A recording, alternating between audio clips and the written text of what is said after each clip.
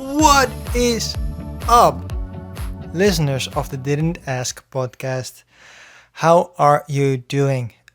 I'm back once again, your host, Djimon, and today I will be diving back into the world of Reddit to see what the people asked Reddit and didn't ask me. Again, how are you doing?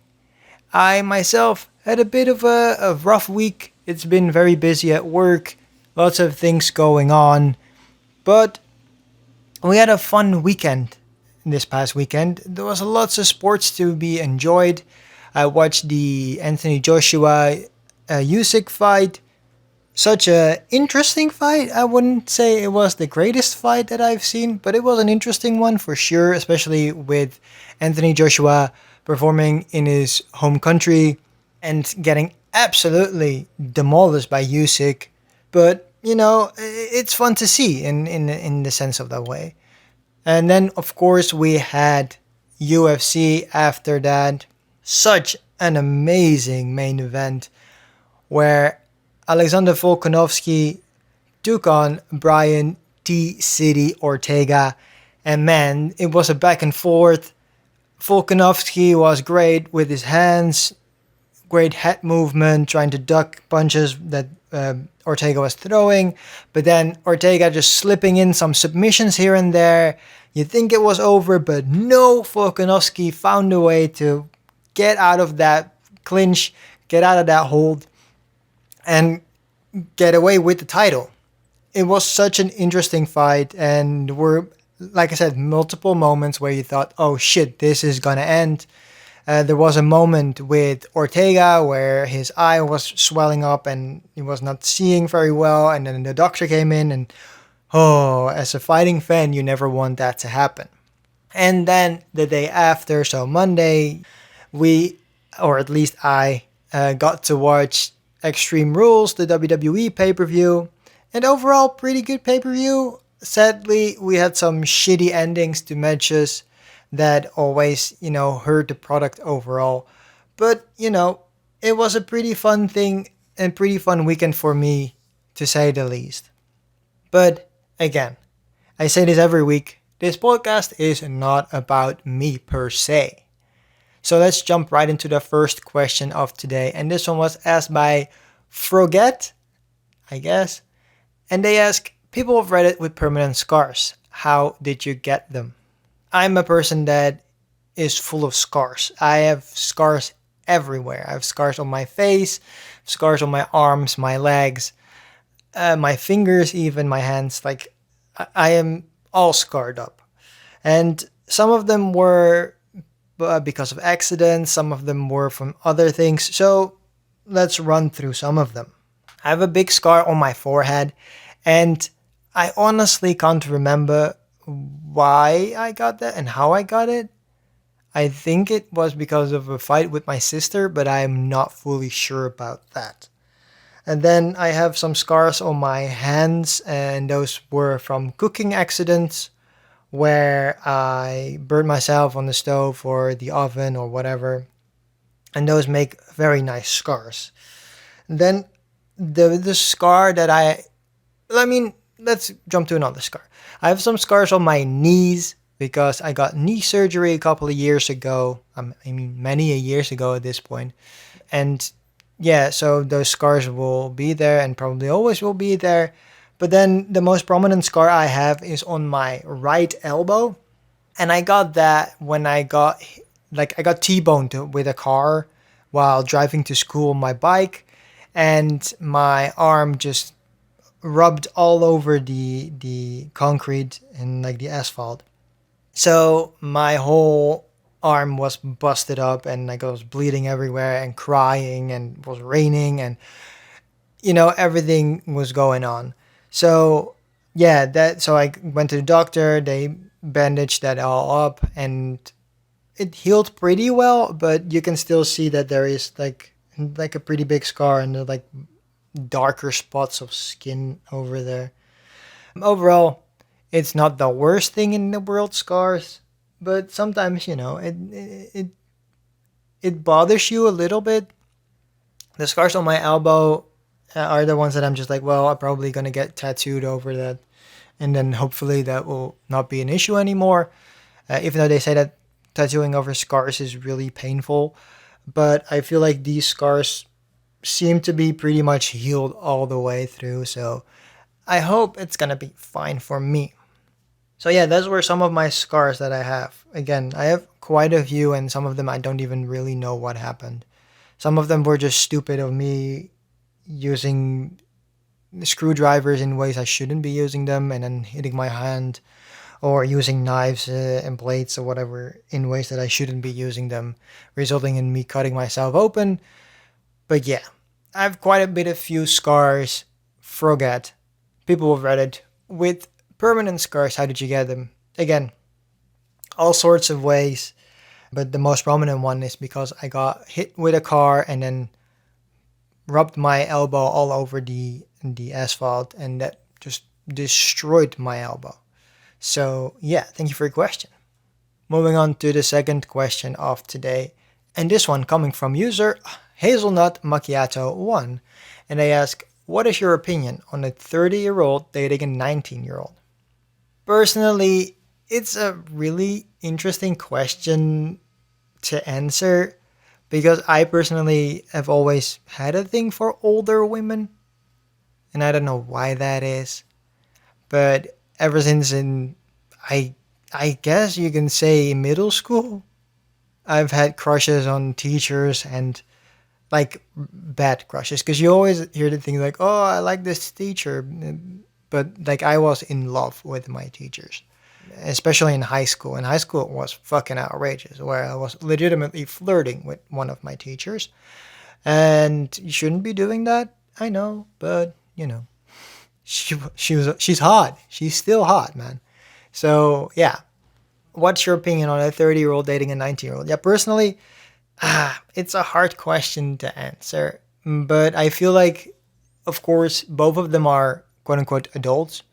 So in that sense of the word, it should be fine. But you always have like the relationship math that you do, and that is half your age plus 7, I believe. And if you're 30-year-old, then that would come down to 22 as the minimum age that you should be dating at. And 19 is 3 years below that. So, in that way, I would say, yeah, don't do it. And overall, I would say, yeah, I think there is a merit to be said about a 30-year-old dating a 19-year-old. But in the grand scheme of things, I think that those two, especially, are very much in different points in their life. At 30, you're supposed to have things worked out a little bit. Especially like 30 is basically the flip over point from you going to like a young adult to being a full out adult, in my opinion. Where it's just like, hey, you have your 20s, you're coming out of college, you have like years to figure shit out, get a job, get your house and stuff like that.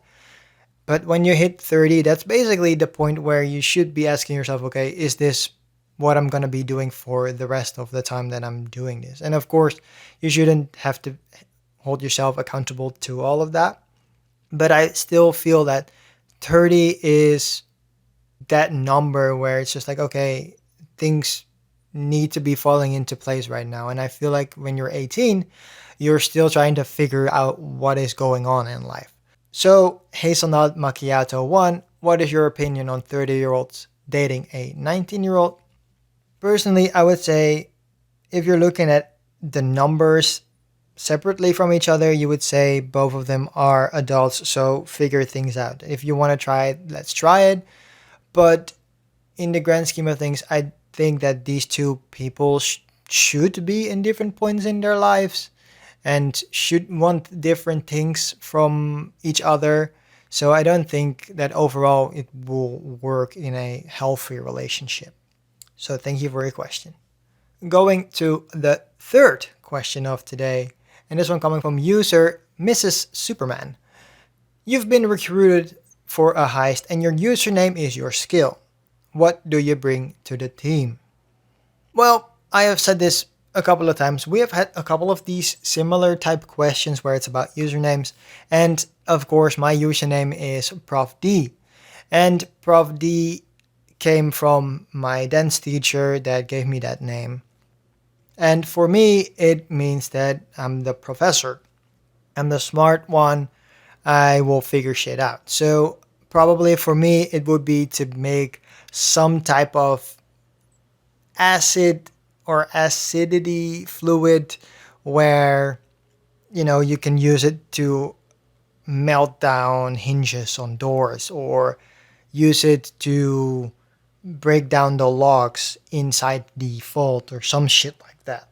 So I would probably be not necessarily the mastermind behind it, but I would be like the smart guy that figures out the more scientific parts of this. I guess that's what I would come down to. I guess that's what it is. Yeah. Yeah, that's what it is. So, user Mrs. Dash Superman, you've been recruited for a heist and your username is your skill. What do you bring to the team? And again, Prof D is my username, so I would probably bring a lot of chemistry to that team.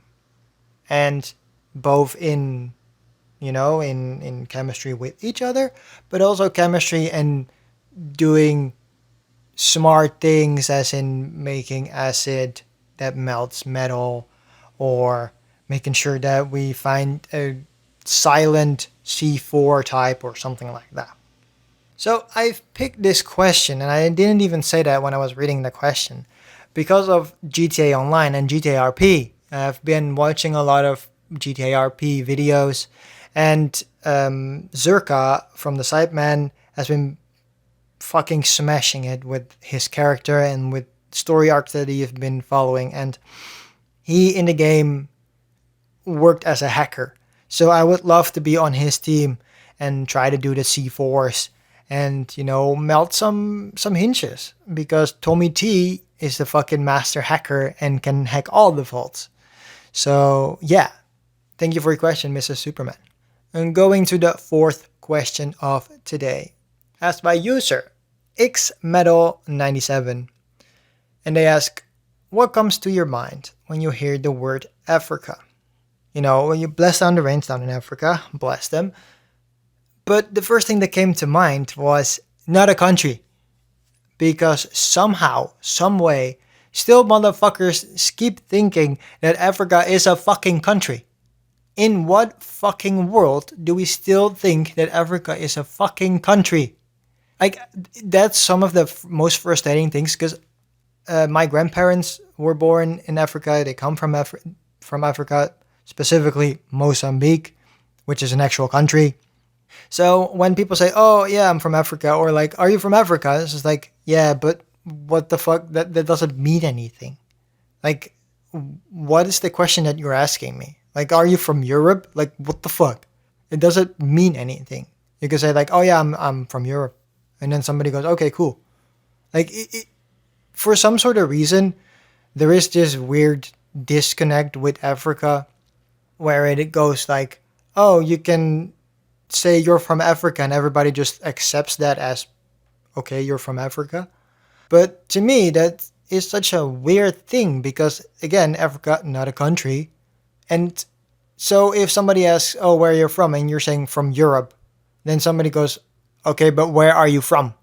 And with Africa, they go, oh, you're from Africa? And you go, yeah. And then somebody goes, okay, cool. And then they just go on with whatever the fuck they were doing. So to me, that is such a weird thing that we have created. And that is, such a interesting way of looking at things because, yeah, you wouldn't say I'm from Europe. You would say I'm from the Netherlands. I'm from Belgium. I'm from Germany. You name it, whatnot. But for some sort of reason, it's accepted to say that you're from Africa and nobody gives a fuck where you're really from and what your, real background is. Because again, I'm from Mozambique, not necessarily Africa. I mean, of course, Mozambique is in Africa, but it's one of those things where it's really weird in the sense of the word. It's such a strange thing. But yeah, so what comes to your mind when you think of the word Africa? I guess it's the fatherland. It's not a country. And of course, Toto. Because Bless the rains down in Africa. And then if I think about that, then I need to think about Aquaman, where they did that version with Pitbull, which was interesting for sure. Very interesting for sure. So, going back to the question asked by user xmetal97, and they ask, what comes to your mind when you hear the word Africa?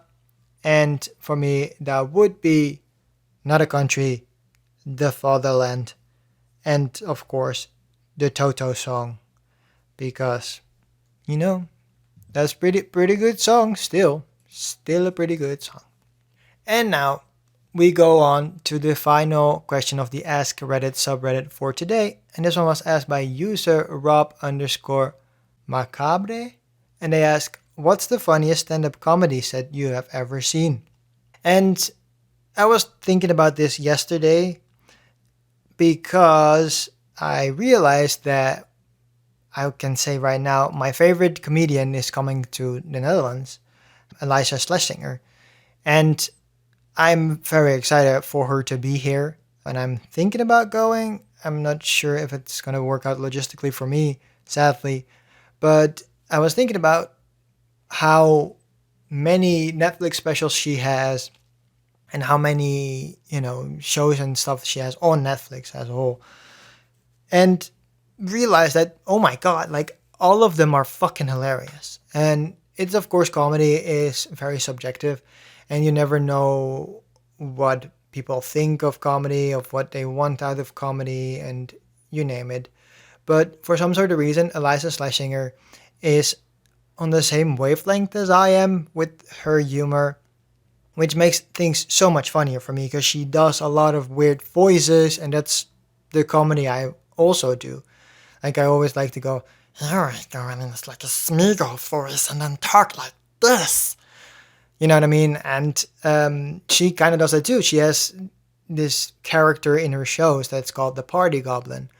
And some of these things that she's doing are so fucking funny to me. And then she's just crawling over a stage, doing the Party Goblin voice, and then I just lose my fucking shit. So either one of her latest, I would say, are the best. Unveiled, I believe, was the latest comedy special that she did. It's fucking hilarious. It's really good. And if you have not seen it, please go watch it. And like I said, she has, I believe, 4 comedy specials on Netflix.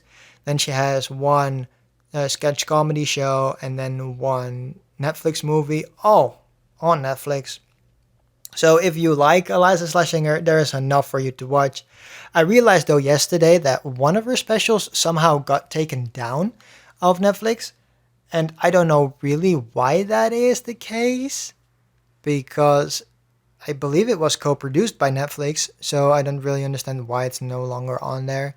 It was one of her earlier sets. I believe it was even the first Netflix special she did.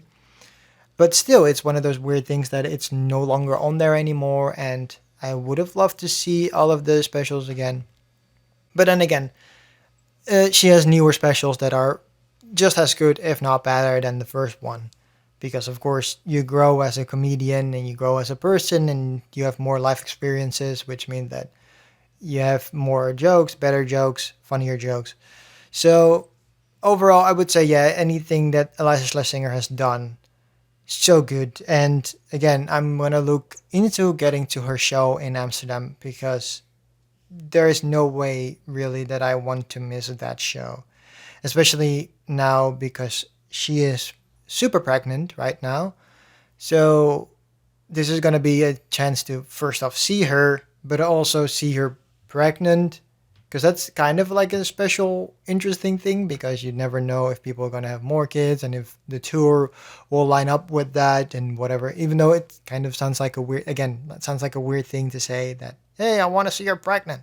But it's an interesting combination of the situations that, gives a good opportunity to go see her in a special way. And again, if she gives birth, who knows when she will be back? Maybe she won't do Europe tours ever again, which I think is highly doubtable. But, you never know when people give birth and what their motherly instincts will do, and if they want to take their kids on a trip with them, or that they want to leave them at home, and you name it, go on.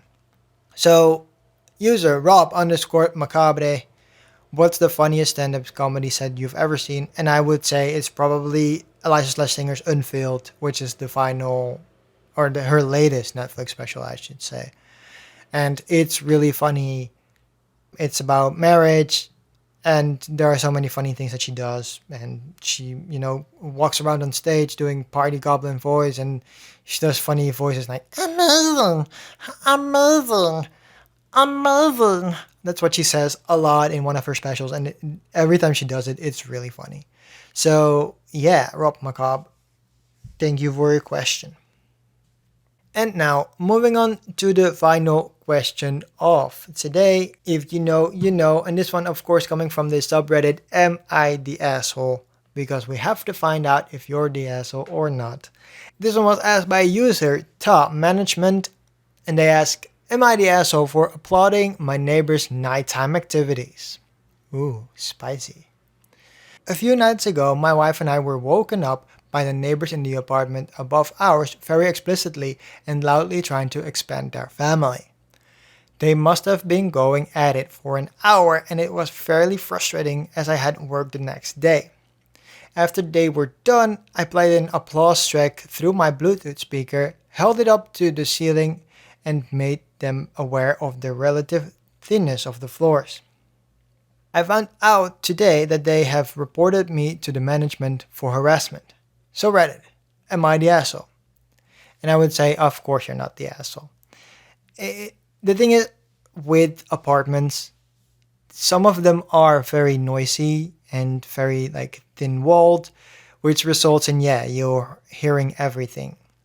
And I have had that issue myself. I live in an apartment complex, and even though the walls aren't that thin, having sex in the middle of the night at around 3 or whatever the fuck, everything is going to be quiet. There are no cars driving past because nobody has to go to work, which means that it's going to just be noisy all over, even if you're not trying to be that noisy. But it sounds like your neighbors, the management, were actually very loud, which makes the situation even worse, of course. But yeah, so again, I have had the issue, and I have yelled at these people for being super loud, because it is fucking annoying when people are banging right above you and you're not able to sleep, and especially if you have to go to work early in the morning, or if you have some other thing that you have to do, it's just fucking annoying, and you don't want that to happen. So playing the applause track, I mean, it's kind of funny on one side. I can see why it is for them, why it could be a little annoying and a bit of an invasion of privacy in a sense, because when you do that, you especially have the feeling that somebody has been listening to what you've been doing for hours. But on the contrary of that is that, hey, you weren't doing anything wrong. You were trying to sleep, and if they go at it real hard, then there must be repercussions to that, and you did it with an applause track. So I hope you get that complaint sorted out for the harassment claim, and hopefully you can tell your side of the story. And if not, try and fucking file a harassment claim towards them, because they have been harassing your sleep, and that's not cool of them. Now I'm gonna scroll to the comments because I want to see if somebody has something interesting to say. And the most liked comment is this one from user Flurble123, and they said, not the asshole, I think I would have done the same thing, while the other half would have been doing his best Mortal Kombat finish him impression on top of his lungs. Either that or making a noise to join with them. Those are pretty funny comments. Joining in with them is probably the most awkward sound that you could make, because that again makes them very much aware of what they're doing. But it's also one of those things where it's they cannot really say anything to you. because they are doing the same thing. So I guess in the future, if it happens again to you, the management, please do that. Please just join in with them and start moaning very loudly, because maybe that will work for them. But I would like to add to the Flurber123 comment is that the finish him is also fucking hilarious. Just really hard finish him, and then hoping that they are done. But personally, I think the applause noise was pretty fucking funny. And well, that brings us to the end of the Didn't Ask podcast for this week. I hope you had a good time. If you did, please leave a rating on Apple Podcast, because that will help the podcast tremendously. It will help the podcast get higher in the charts. And, if you're leaving a fun review, I will read it on the podcast so you can get a little bit of clout for yourself as well. I will be back next time, and in the meantime, you can listen to older episodes of this podcast. You can find those at anchor.fm/didn't-ask-pod. You can find all the older episodes right there for you to listen to. Also, on this website, you will be able to find a box that you can click, and you can ask your questions to me personally. I will be able to play your voice recording on the podcast, but if you don't want that, I can totally understand that. Just say it up front in your voice memo, and then I'll make sure to read your question out myself, so your voice and name will stay anonymous. That link will be in the description, so it's going to be easy to find that.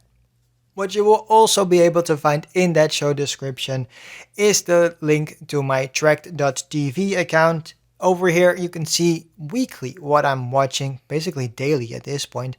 And you will be able to keep up with the shows that I'm watching, the movies that I'm watching, all the things that I'm doing on the entertainment side of things.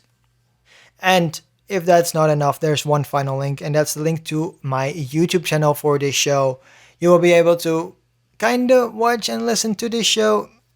The video is basically like a static image with like particle effects. It's pretty cool, but there is no video as of yet. Maybe in the near future. Who knows? We have to grow this podcast and see where it takes us. So, that was everything I had to say for this week.